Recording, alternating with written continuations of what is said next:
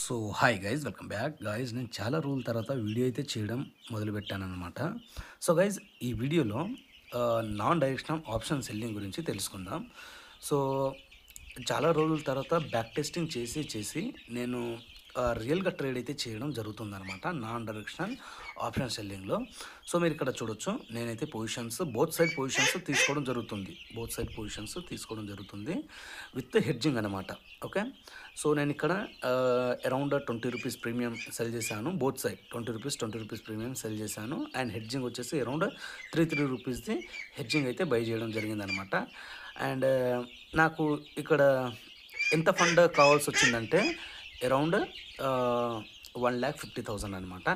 So ఈరోజు Friday. So Friday రోజు నా టార్గెట్ వచ్చేసి 0.5% అనమాట. అంటే అరౌండ్ 750 రూపీస్ నా టార్గెట్.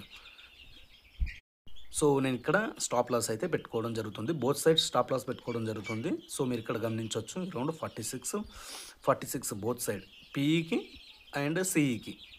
సో ఇక్కడ నేను కాల్ ఆప్షన్ సెల్ చేయడం జరిగింది, పుట్ ఆప్షన్ సెల్ చేయడం జరిగింది. అండ్ రెండింటికి 46 స్టాప్ లాస్ అయితే పెట్టుకోవడం జరుగుతుందన్నమాట.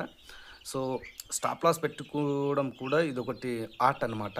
అంటే ఎక్కడ ఏ లెవెల్లో స్టాప్ లాస్ పెట్టుకోవాలి, ఎలా పెట్టుకోవాలనేది. ఓకే, సో మీరు పొజిషన్స్ అయితే గమనించవచ్చు. సో పాజిటివ్లో నడుస్తుంది. సో 750 రాగానే మనం ఎగ్జిట్ అవుతాం అనమాట, అరౌండ్ 0.5% రాగానే. సో గైస్, మన టార్గెట్ అయితే అచీవ్ అవ్వడం జరిగిందనమాట. అరౌండ్ 712 రూపీస్ ప్రాఫిట్ బుక్ చేసుకోవడం జరిగింది ఈ ట్రేడ్లో. సో మీరు ఇక్కడైతే గమనించవచ్చు అనమాట. ఓకే,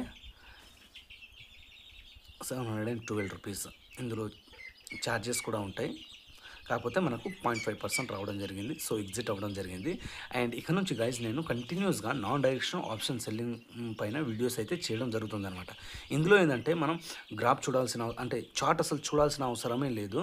సో ప్రీమియం చూడాలి, సెల్ చేయాలి, స్టాప్ లాస్ పెట్టాలన్నమాట, అంతే. అండ్ స్టాప్ లాస్ ఏ లెవెల్లో పెట్టుకోవాలి, ఒకవేళ స్టాప్ లాస్ హిట్ అయితే ఏం చేయాలి,